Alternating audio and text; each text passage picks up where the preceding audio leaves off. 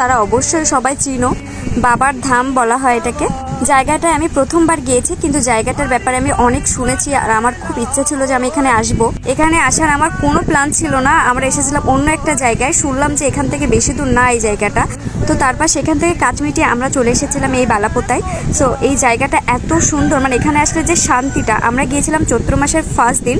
এখানে পুরো চৈত্র মাস ধরেই অনুষ্ঠান হয়, মানে পুরোটা মাস ধরে বাবার মাথায় জল ঢালা হয়। তোমরা যারা সাতক্ষীরায় থাকো তারা তো অবশ্যই আসবে আমি জানি, অ্যান্ড আমি যদি সুযোগ পাই তো আমি আবারও এখানে যাব।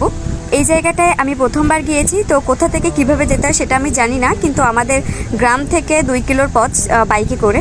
সো তোমরা যদি লোকেশন জানতে চাও অবশ্যই তোমরা গুগলে সার্চ দিলে পেয়ে যাবে। আর এখানে যদি আমি আবারও যাই তো তোমাদেরকে সবাইকে জানিয়ে যাব। তোমরা অনেকে আমাকে কমেন্ট করছো যে বাড়ির পাশে এসেছো, বলে আসলে না।